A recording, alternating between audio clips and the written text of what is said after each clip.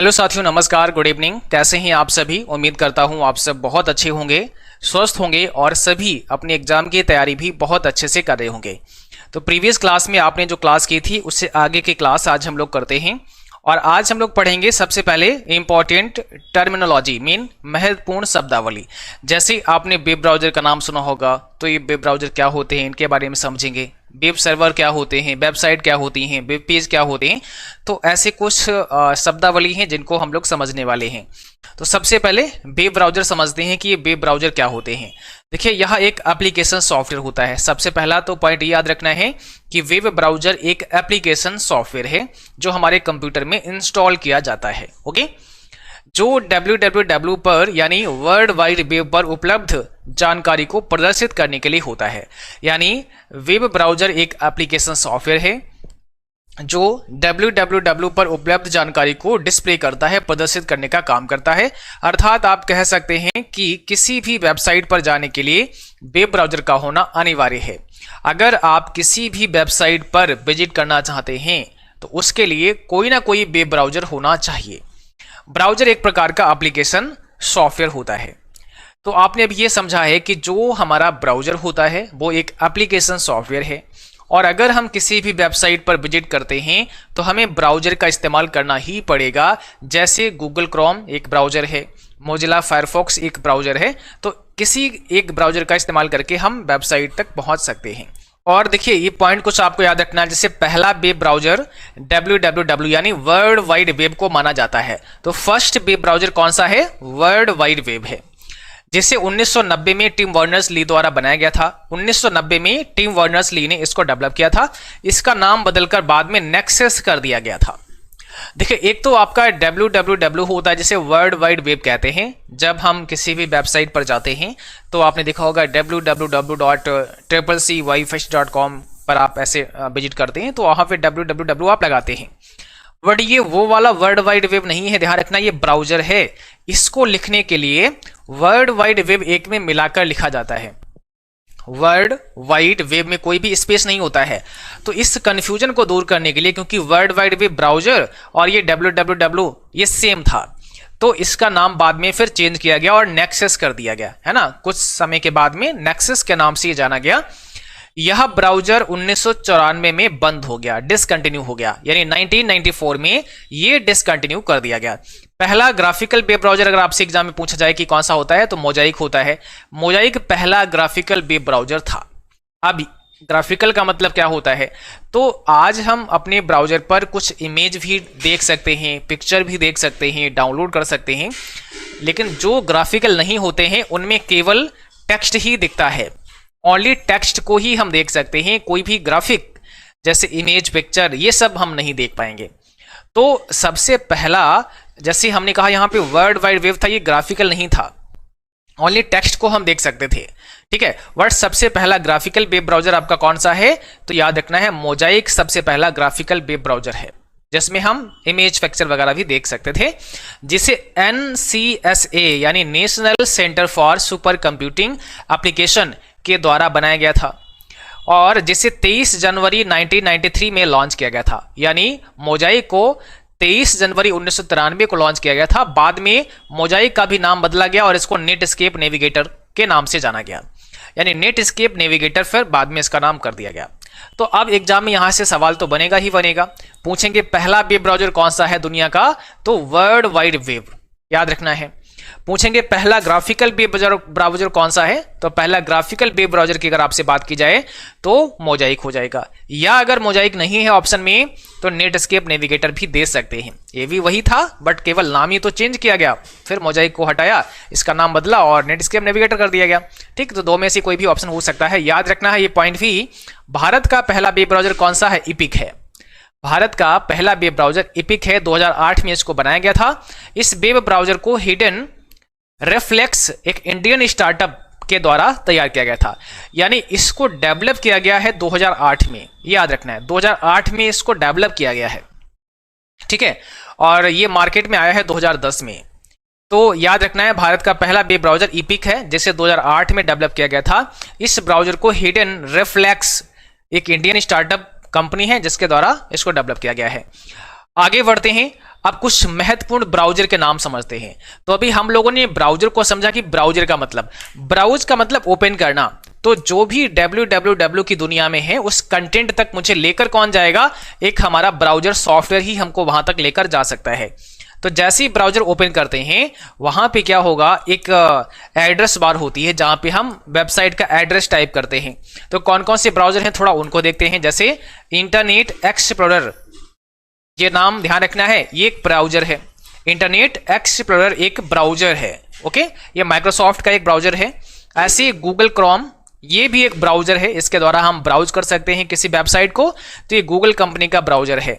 ऐसे Mozilla Firefox भी एक ब्राउजर है जो मोजिला कॉर्पोरेशन के द्वारा डेवलप किया गया है। ऐसे सफारी भी एक ब्राउजर है, ओपेरा भी एक ब्राउजर है, माइक्रोसॉफ्ट एज नाम का ब्राउजर है, और ये ध्यान रखना है विंडो 10 का डिफॉल्ट ब्राउजर है। यानी अगर आप विंडो 10 इंस्टॉल करते हैं तो माइक्रोसॉफ्ट एज नाम का ब्राउजर डिफॉल्ट रूप से इंस्टॉल हो जाता है, क्योंकि ये माइक्रोसॉफ्ट कंपनी का है। यूसी ब्राउजर भी आपको याद रखना है, भी ब्राउजर है। वाइडू, ये चाइना में ज्यादा इस्तेमाल होने वाला ब्राउजर है, चाइना का ब्राउजर है वाइडू। मैक्सथॉन हो गया, इंडेक्स हो गया, मोजाइक हो गया, ये सब के सब क्या हैं, ब्राउजर हैं। इनकी मदद से हम किसी वेबसाइट पर विजिट कर सकते हैं। तो सिंपल आपको ये समझ आया कि ब्राउजर एक एप्लीकेशन सॉफ्टवेयर होता है, इस ब्राउजर के द्वारा हम किसी वेबसाइट पर जा सकते हैं। ठीक है, विंडो 10 का डिफॉल्ट ब्राउजर माइक्रोसॉफ्ट एज होता है, अभी मैंने बताया, ये सब आपको ध्यान रखना है। तो ब्राउजर समझ में आ गया। अब हम बात करते हैं वेबसाइट क्या होता है। तो किसी व्यक्ति, स्थान या किसी संगठन से संबंधित वेब पृष्ठों का समूह वेबसाइट कहलाता है। कोई ऐसा वेब पृष्ठों का एक समूह पूरा है जो किसी व्यक्ति, स्थान या संगठन के बारे में बताए, वो वेबसाइट होता है। वेबसाइट ऑनलाइन डॉक्यूमेंट है। कैसा डॉक्यूमेंट है, ऑनलाइन या वेब पेजों का संग्रह होता है, आप ऐसे कह सकते हैं। बहुत सारे वेब पेजेस यहाँ पे होते हैं जिसे आप अपने कंप्यूटर या मोबाइल फोन से किसी भी वेब ब्राउजर की मदद से एक्सेस कर सकते हैं। यानी वेबसाइट जो होता है वो वेब पेजेस का कलेक्शन होता है। जैसे कोई एक वेबसाइट है, इसमें बहुत सारे वेब पेज होंगे, जैसे पेज 1 यहाँ लिखा हुआ है, लगा हुआ है, पेज 2 है, ये पेज 3 है। इसके प्रकार से नहीं, बहुत सारे पेज एक वेबसाइट में होते हैं। जब आप जाते हैं तो सबसे पहले क्या मिलेगा आपको, होम पेज मिलेगा। होम पेज वेबसाइट का जो मेन पेज होगा वही होम पेज होता है। अब आपको बहुत सारे हाइपरलिंक मिलेंगे, आप क्लिक करेंगे तो अगला पेज आ जाएगा, फिर क्लिक करेंगे तो दूसरा आ जाएगा। तो सारे पेज आपस में लिंक होते हैं हाइपरलिंक के द्वारा। और ये वेबसाइट किसी टॉपिक पर हो सकती है, जैसे कोई एजुकेशनल वेबसाइट हो सकती है, किसी व्यक्ति के बारे में बता सकती है, किसी संगठन के बारे में बता सकती है। तो हर डिपार्टमेंट में वेबसाइट्स होती हैं जहां पर उनके बारे में जानकारी लिखी होती है। जैसे कोई हॉस्पिटल है तो उसमें हॉस्पिटल के बारे में जानकारी होगी, कोई एजुकेशनल इंस्टीट्यूट है तो उसके बारे में उसमें जानकारी दी गई होगी। तो वेबसाइट में आप जिस प्रकार का डेटा दिखाना चाहते हैं आप वहां पे जानकारी दिखा सकते हैं, दे सकते हैं। ठीक है, और वेबसाइट में जितने भी पेज होते हैं उनको वेब पेज कहा जाता है। तो वेबसाइट जो होती है वो कलेक्शन ऑफ वेब पेजेस, यानी बहुत सारे वेब पेजेस को मिलकर के एक वेबसाइट का निर्माण होता है। अगर हम देखें वेब पेज क्या होता है, तो वर्ल्ड वाइड वेब में एक फाइल को वेब पेज के रूप में जाना जाता है। यानी www की दुनिया में, ऑनलाइन की दुनिया में एक जो फाइल है कोई ऑनलाइन, वो एक वेब पेज है। किसी भी वेबसाइट में कई सारे वेब पेज होते हैं, या किसी भी वेबसाइट का एक पेज वेब पेज कहलाता है। जैसे मैंने कहा, अगर हम एक बुक देखें, ठीक है ना, तो इस बुक में मान लिया 100 पेज हैं, तो 100 पेज को मिलाकर के बुक बना है। तो आप कहो कि सर बुक क्या होता है, तो बुक जो होता है वो कलेक्शन ऑफ पेजेस, यानी बहुत सारे पेजेस का कलेक्शन ही बुक कहलाता है। ऐसे ही अगर वेबसाइट की बात की जाए तो जो आपकी वेबसाइट होती है, जो आपकी वेबसाइट होती है वो collection of web pages, mean बहुत सारे वेब पेजेस को मिलाकर के एक वेबसाइट का निर्माण होता है। तो आप जब वेबसाइट बनाते हैं तो सबसे पहले वेब पेज तैयार करते हैं। कोई एक पेज आपने तैयार कर लिया, ठीक है, फिर दूसरा पेज तैयार कर लिया, ठीक है, फिर तीसरा तक कर लिया, ठीक है। ऐसे बहुत सारे पेज आपने तैयार किया और सबको हाइपरलिंक से आपने जोड़ दिया, और उसमें एक मेन पेज आपने बनाया जो हमारा मेन पेज होगा, जिसको हम होम पेज कहेंगे। तो जब भी कोई मेन पेज पर आएगा, होम पेज पर आएगा, उसको लिंक मिल जाएंगे दूसरे पेज पर जाने के लिए, वहां पे क्लिक करेगा, दूसरे पेज पे चला जाएगा। तो वेब पेज यानी ऑनलाइन डॉक्यूमेंट का एक पर्टिकुलर पेज, और वेबसाइट बहुत सारे पेजेस का एक कलेक्शन। ठीक है, और इस वेब पेज पर या वेबसाइट पर जाने के लिए हमारे पास तरीका क्या है, वेब ब्राउजर, जो हमारे कंप्यूटर में, हमारे लैपटॉप में, हमारे मोबाइल फोन में होता है। उस ब्राउजर पर जाकर के, और उस वेबसाइट का कोई ना कोई पता होगा, एड्रेस जरूर होगा, उस एड्रेस को डालेंगे और सीधे उस वेबसाइट पर हम पहुंच जाएंगे। अब बात आती है वेब सर्वर की कि भाई वेब सर्वर क्या होता है। तो एक कंप्यूटर प्रोग्राम जहां पर वेबसाइट का कंटेंट स्टोर किया जाता है, एक ऐसा कंप्यूटर का प्रोग्राम जहां पर वेबसाइट का कंटेंट यानी डेटा होता है और जो क्लाइंट को अनुरोधित HTML पेज प्रदान करता है, जो क्लाइंट मांग करता है जिस पेज की वो पेज प्रोवाइड करता है, वही हमारा वेब सर्वर होता है। अर्थात वेबसाइट के डेटा को स्टोर करने वाला स्थान वेब सर्वर होता है, यानी वेबसाइट के डेटा को स्टोर करने वाला स्थान ही वेब सर्वर कहलाता है। प्रत्येक वेब सर्वर का एक अपना यूनिक IP एड्रेस भी होता है। जैसे मान लिया एक वेब सर्वर यहां पे रखा हुआ है तो इसका अपना एक IP पता भी होगा, इसका एक एड्रेस भी होगा, ताकि आप जिस वेबसाइट के एड्रेस को अपने ब्राउजर में ओपन करें, आपका ब्राउजर आपके डोमेन नाम के साथ कनेक्टेड उस वेब सर्वर के पते पर ले जाए जहां पर वेबसाइट का डेटा स्टोर होता है। देखो दुनिया भर में तो बहुत सारे सर्वर हैं, बहुत सारी वेबसाइट्स हैं, तो आप किसी पर्टिकुलर यानी लाखों करोड़ों वेबसाइट में आप किसी पर्टिकुलर वेबसाइट पर किसी पर्टिकुलर पेज पर कैसे पहुंच जाते हैं, ये कैसे संभव हो पाता है? तो ये संभव हो पाता है IP एड्रेस की वजह से। हमें उस वेबसाइट का एड्रेस पता होता है। जैसे मान लिया दुनिया भर में इतनी सारी वेबसाइट हैं और आपको हमारी वेबसाइट पे जाना है, आपको CCCwifi.com पे जाना है, तो आप क्या करेंगे, अपने ब्राउजर में www.CCCwifi.com जैसे ही डालेंगे, ओके करेंगे, तो CCCwifi.com ये जो डोमेन नेम है ये आपको कहां लेकर जाएगा, ये हमारी वेबसाइट के इस IP पर, इस IP पते पर आपको लेकर चला जाएगा और इसके अंदर जो कंटेंट होगा वो आपके स्क्रीन पर आप दिखना शुरू हो जाएगा। जैसे इतने सारे नंबर्स होते हैं, आप कॉल करते हैं किसी व्यक्ति को तो हजारों लाखों के बीच में ना आपकी कॉल जो है वो उसी पर्टिकुलर व्यक्ति के पास कैसे पहुंचती है, तो उस व्यक्ति का आप एक यूनिक नंबर लिए बैठे हुए हैं, वो नंबर आप जैसे डायल करते हैं उसी के पास कॉल लगती है। वैसे ही वेबसाइट बहुत सारी होती हैं, सबका अपना अपना एक यूनिक पता होता है, एक यूनिक एड्रेस होता है दुनिया भर में, और उस यूनिक एड्रेस पर जैसे ही आप विजिट करते हैं तो वो पर्टिकुलर वेबसाइट ही आपके सामने ओपन हो जाती है। तो वेब सर्वर हम लोग समझ रहे थे, वेब सर्वर का मतलब होता है जहां पर वेबसाइट को रखा गया है। ये वेबसाइट आपके कंप्यूटर में नहीं होती है, ये ऑनलाइन सर्वर पर होती है। अब ये सर्वर क्या होते हैं, तो बहुत बड़े बड़े सर्वर हैं ऑनलाइन जहां पर हमें अपना डेटा, अपनी वेबसाइट को रखना होता है, स्टोर करना होता है। तो हमने अपने सर्वर पर क्या किया, वेबसाइट को रख दिया, वहां पे वेबसाइट को डाल दिया, वेबसाइट की जितनी फाइल हैं वो सर्वर पर हमने अपलोड कर दी, ठीक है। अब उस सर्वर का एक पता, IP एड्रेस होगा, तो उसके साथ साथ में हमें एक डोमेन नेम भी लेना पड़ता है। आप जब वेबसाइट को बनाएंगे तो डोमेन नेम क्या होता है, जैसे आप किस नाम से वेबसाइट बनाना चाहते हैं वो नाम आपको परचेज करना पड़ता है, खरीदना पड़ता है। जैसे CCCwifi.com है तो ये परचेज आपको करना पड़ेगा। तो जैसे ही आपने अपने नाम से वेबसाइट बनाना चाहे, जिस नाम से वेबसाइट बनानी चाहिए वो नाम पहले तो आपको परचेज करना पड़ा। वो नाम जैसे ही परचेज कर लिया तो अब हमें नाम मिल गया कि भाई CCCwifi.com है, ठीक है। अब हम क्या करेंगे, हमारा जो सर्वर हमने लिया है जहां पे वेबसाइट का डेटा रखा है उस सर्वर का एक IP पता मिलेगा।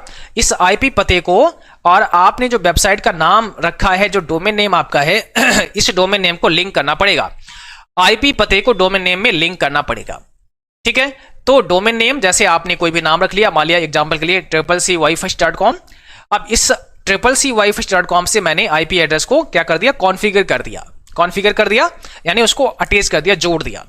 अब जब कोई इस डोमेन नेम पर यानी CCCwifi.com को जैसे ही ब्राउजर में ओपन करेगा, इसके अंदर IP एड्रेस को मैंने लिंक किया था, उस IP एड्रेस पर आपको लेकर चला जाएगा आपका ब्राउजर। ये मांग करेगा कि भाई IP एड्रेस बताइए, तो डोमेन नेम सिस्टम क्या करेगा, इस IP एड्रेस को खोजेगा और आपको उस IP एड्रेस पर जो फाइल रखी है वो आपके कंप्यूटर स्क्रीन पर आपके ब्राउजर में ओपन करवा देगा। ये वैसे ही होता है जैसे मान लीजिएगा कि आपके मोबाइल फोन में बहुत सारे लोगों के नंबर तो हैं, बट नंबर आपने नहीं रखा, केवल आपने उनके नाम से सेव किया है। आपने मोहन, सोहन, है ना, सीता, रीता, गीता नाम से मोबाइल नंबर में अपना जो कॉन्टेक्ट नंबर है वो सेव कर रखे हैं। तो हो सकता है बहुत सारे लोगों के आपको कॉन्टेक्ट नंबर याद भी ना हो, आपको उनका नंबर नहीं याद होगा लेकिन नाम याद होगा। तो आपको अगर मान लिया मोहन को कॉल करनी है, मोहन का नंबर तो आपको पता नहीं है, तो आप अपना सर्च करोगे मोहन नाम से और सर्च किया, मोहन नाम आ गया सामने, आपने ओके किया, क्या होगा, मोहन नाम के अंदर जो कॉन्टेक्ट नंबर सेव होगा कॉल वहां जाएगी। समझ में आया? जैसे मोहन नाम पे आपने बटन दबाया, भाई इसको कॉल करनी है, तो मोहन नाम के पीछे कोई नंबर तो सेव है ना, उसी पे कॉल जाएगा। वैसे ही हमें किसी का आईपी एड्रेस नहीं पता होता है, जैसे आप इतने सारे आईपी एड्रेस याद नहीं कर सकते हो, तो इसको सिंपल करने के लिए इसका डोमेन नेम बना दिया गया कि भाई कोई नाम रख लो, हम उस नाम के अंदर एक आईपी एड्रेस को जोड़ देंगे तो नाम लोगों को याद हो जाएंगे आसानी के साथ। जैसे किसी ने कहा सर मेरा नाम मोहन है, तो हम mohan.com बनाना चाहते हैं, तो बना लो, क्या दिक्कत है। mohan.com आपने बना लिया। अब mohan.com जैसे आपने अपने मोबाइल फोन में कॉन्टैक्ट लिस्ट में मोहन नाम सेव किया, उसके अंदर कोई नंबर पड़ा होगा, वैसे mohan.com के अंदर आपकी वेबसाइट का आईपी एड्रेस कॉन्फ़िगर कर दिया जाएगा, वो लिंक कर दिया जाएगा। तो जब mohan.com पे कोई जाएगा तो समझ लो वो उस आईपी एड्रेस पर जा रहा है जो उसमें लिंक हुआ है, जुड़ा हुआ है, और सीधे आईपी पे भेजो तो चला तो जाएगा आईपी के थ्रू भी, वर्ड वो आईपी सबको याद कहां रहेगा, याद ही नहीं कर पाएगा। तो एक यूनिक नाम रख लेते हैं ताकि लोग उसको याद रखें, और इसलिए हमें डोमेन नेम लेना पड़ता है। और जो डोमेन नेम और आईपी एड्रेस का कॉन्फ़िगरेशन होता है इसी को डीएनएस कहा जाता है, इसी को बोलते हैं डीएनएस यानी डोमेन नेम सिस्टम, है ना, डोमेन नेम सिस्टम। तो सर्वर आपके समझ में आ गया, सर्वर पर ही हमारा डेटा होता है, स्टोर होता है, तभी हम लोग देख सकते हैं उसको। और अगला है हमारा वेब एड्रेस। अब ये वेब एड्रेस क्या होता है, जैसे मैंने अभी बात की थी डोमेन नेम की, तो इंटरनेट पर एक विशिष्ट पेज का स्थान प्रदर्शित करता है, अर्थात किसी वेबसाइट का एक विशिष्ट पेज होता है। वेब एड्रेस की अगर हम बात करें तो हमारा वेबसाइट का एड्रेस, जैसे CCCWiFi.com, ठीक है।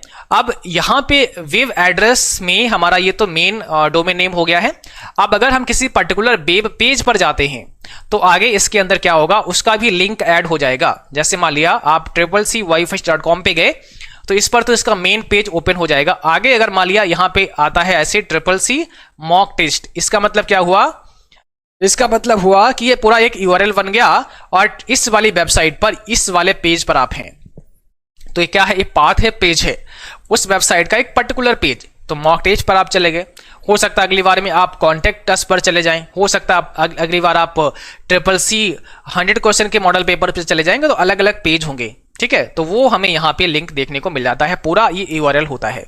तो ये बात आपके समझ में आ गई कि वेब एड्रेस क्या होता है, किसी वेबसाइट का एड्रेस। ओके, अब हम बात करते हैं सर्च इंजन क्या होते हैं। ब्राउजर तो समझ लिया आपने, सर्च इंजन की बात करते हैं। तो सर्च इंजन एक प्रकार की वेबसाइट होते हैं जिसका मुख्य कार्य आपके कीवर्ड के अनुसार आपको सर्च रिजल्ट दिखाना होता है। यदि आप किसी वेबसाइट का सही पता नहीं जानते हैं तो आप सर्च इंजन की सहायता ले सकते हैं। देखो, सर्च इंजन और ब्राउजर में बहुत डिफरेंस होता है। जैसे आप गूगल ओपन करते होंगे, गूगल क्रोम आप ओपन करते होंगे, तो क्रोम जैसे ओपन करते हैं ना तो सर्च इंजन अपने आप ही ओपन हो जाता है। क्यों? क्योंकि google.com और गूगल क्रोम ये दोनों एक ही कंपनी के हैं, गूगल के ही हैं। तो गूगल क्रोम ब्राउजर में by default search engine google.com को वहां पे ऐड कर दिया गया है। तो जब आप ब्राउजर खोलते हैं बाय डिफॉल्ट अपने आप ही वहां सर्च इंजन आपका ओपन हो जाता है और आपको बोलता है कि भाई आप सर्च करिएगा, तो आप वहां पे सर्च करना शुरू करते हैं। कैसे? देखो, आपने गूगल क्रोम ओपन किया तो इस प्रकार से खुलता है कुछ विंडो, एक ऊपर बार होती है, इसको बोलते हैं एड्रेस बार। यहां पे हम एड्रेस डालते हैं जिस वेबसाइट पे जाना चाहते हैं, और यहां पे होता है सर्च बार, यहां लिखा होता है google.com। ये क्या है? ये सर्च बार है। अगर इस पते पर यहां ऊपर जो सबसे एड्रेस बार होती है यहां पे आपको सही एड्रेस डालना पड़ेगा, यानी www.CCCWiFi.com डाल के तभी आप सीधे इस वेबसाइट पे जा सकते हैं। लेकिन मान लिया आपको वेबसाइट पता ही नहीं है तो आप केवल कुछ कीवर्ड डाल दो। जैसे आपको इतना पता है कि CCC वाईफाई स्टडी, तो आप इसमें google.com जहां लिखा यहां पे आप डाल देना CCC वाईफाई स्टडी। इस सर्च बार में आपने डाला और एंटर प्रेस किया तो कई सारे सर्च रिजल्ट आपके सामने आ जाते हैं। तो CCC वाईफाई स्टडी से संबंधित जितनी भी जानकारियां होगी, जो कीवर्ड आपने डाला है उससे संबंधित बहुत सारी वेबसाइट आ जाएंगी। वो वेबसाइट जो होती हैं आप उस पर किसी पर भी जा सकते हैं। तो जो डेटा निकल के आया है वो सर्च इंजन ने आपको दिया है। तो ऐसे बहुत सारे सर्च इंजन हैं, जैसे गूगल हो गया, याहू हो गया, विंग हो गया, अल्टाविस्टा हो गया, आस्क हो गया, बाइडू हो गया, ये सब सर्च इंजन है। बाइडू एक ब्राउजर भी है, अभी पढ़ाया मैंने, बट एक सर्च इंजन भी याद रखना है। तो इनके द्वारा हम क्या कर सकते हैं? सर्च कर सकते हैं। और बाइडू चीन का एक सर्च इंजन भी है तथा ब्राउजर भी है, नीचे लिखा भी है कि ये चाइना का एक सर्च इंजन भी है और ब्राउजर भी है। तो सर्च इंजन समझ में आया? सर्च इंजन का मतलब होता है किसी पर्टिकुलर कीवर्ड के द्वारा सर्च करना, रिजल्ट को सर्च करके देना। तो गूगल या याहू या विंग जो भी सर्च इंजन होते हैं इनके पास में बहुत सारा डेटा होता है। इनके पास क्रॉलर होते हैं, है ना, वो क्रॉलर या स्पाइडर आप बोल सकते हैं। ये क्या करते हैं? ये नई नई वेबसाइट पर विजिट करते हैं और उनके डेटा को अपने डेटाबेस में अपलोड कर देते हैं।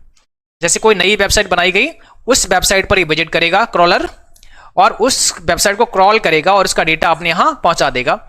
तो अब अगले दिन आप जब भी कभी उस वेबसाइट से संबंधित कुछ भी सर्च करोगे तो वो वेबसाइट आपको ओपन करके दिखा देगा, क्योंकि डेटाबेस में वो वेबसाइट पहुंच चुकी है। तो Google, Yahoo, Bing, AltaVista, Ask, वाइडो, ये जो आपके सर्च इंजन हैं, इनकी मदद से हम किसी पर्टिकुलर वेबसाइट को सर्च कर सकते हैं, किसी कंटेंट को सर्च कर सकते हैं। जैसे आपको CCC प्रीवियस पेपर चाहिए तो आप गूगल पे लिखेंगे CCC प्रीवियस पेपर 2023 लिख सकते हैं ऐसे, तो वो नए नए वेबसाइट के लिंक आपको दिखाएगा। जो वेबसाइट पर ये क्वेश्चन पेपर पढ़े होंगे वो वेबसाइट के लिंक आपको शो हो जाएगा, और वहां पर फिर किसी पर भी एक पर आप जा सकते हैं। ठीक है, तो सर्च इंजन का काम होता है आपके कीवर्ड के द्वारा डेटा को सर्च करना। अब देखिए, पहला वेब सर्च इंजन था आर्ची। कौन सा था? पहला वेब सर्च इंजन आर्ची था। 1990 में इसको बनाया गया था। मॉन्ट्रियल के मैकगिल विश्वविद्यालय के छात्र एलन एमटेज ने इसको बनाया था। यानी पहला वेब सर्च इंजन कौन सा है? आर्ची। और ये पूछता है एग्जाम में कि पहला सर्च इंजन कौन सा है, तो आर्ची है। 1990 में इसको बनाया गया था, ये आपको ध्यान रखना है। अब बात करते हैं DNS की, जैसे डोमेन नेम सिस्टम की। मैंने वैसे तो इसको समझा दिया है, अभी मैंने ऊपर समझाया है, लेकिन फिर भी यहाँ पे मैंने दिया है, तो इसको आप जब PDF लेंगे तो आराम से बैठ के पढ़ सकते हैं। डोमेन नेम सिस्टम यानी DNS इंटरनेट डोमेन नामों का पता लगाने और उनका अनुवाद और उनका इंटरनेट एड्रेस प्रोटोकॉल में अनुवाद करने का एक तरीका होता है। एक डोमेन नाम एक इंटरनेट एड्रेस को याद रखने का एक सार्थक और आसान तरीका है।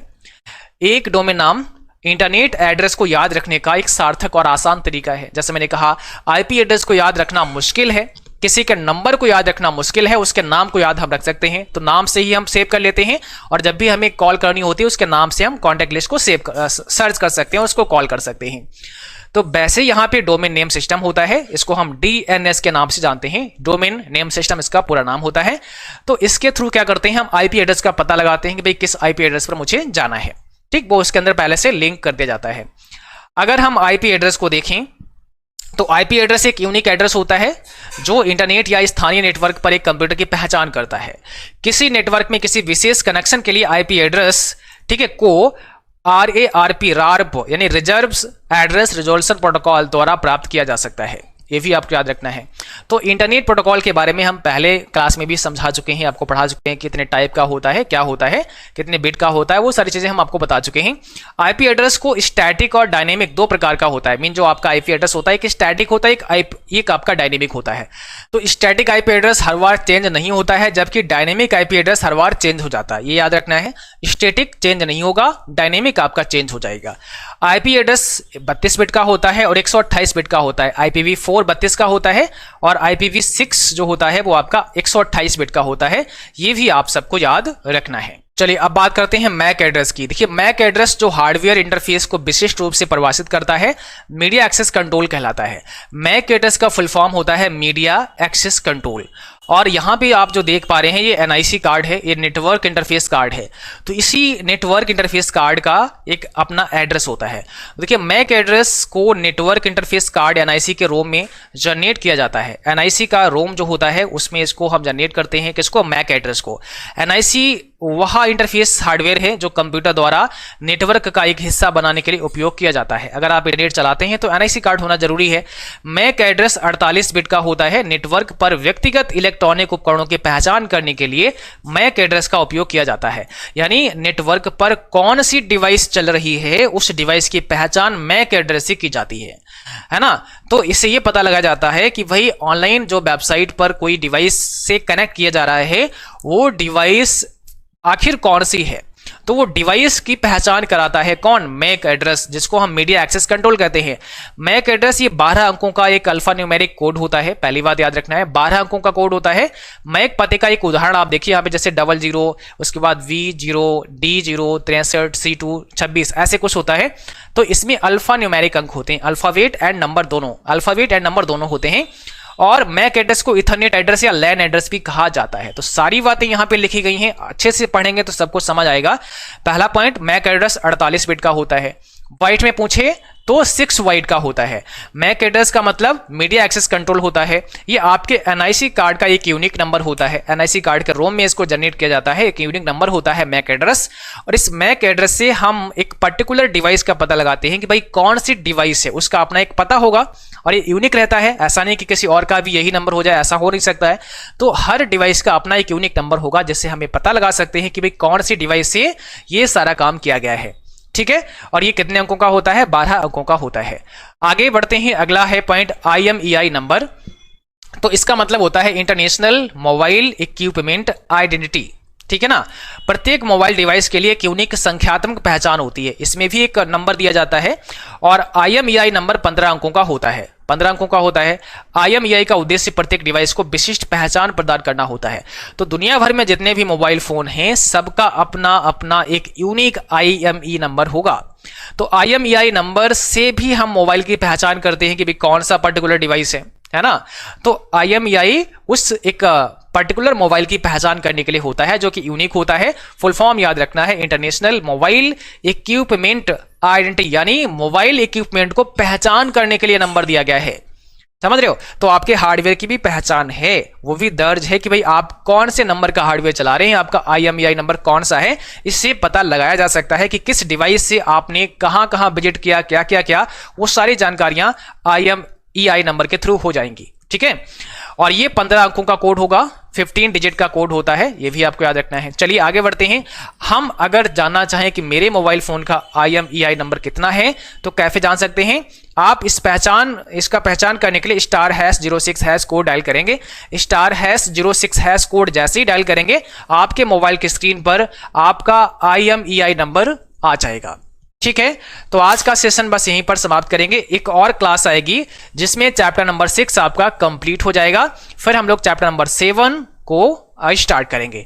ठीक है, तो चैप्टर नंबर 6 का एक और भी क्लास आना बाकी है, उस क्लास को डिस्कस करेंगे, उसके बाद में आपका चैप्टर नंबर 6 कंप्लीट हो जाएगा। ठीक है, तो आज का क्लास बस यहीं पर समाप्त करते हैं और इस क्लास का PDF भी दिया गया है, आप उस PDF को भी डाउनलोड कर सकते हैं और अच्छे से बैठ करके पूरा तैयार कर सकते हैं। चलिए आज के लिए बस इतना ही, मिलते हैं अगली क्लास में, तब तक के लिए थैंक यू, बाय बाय।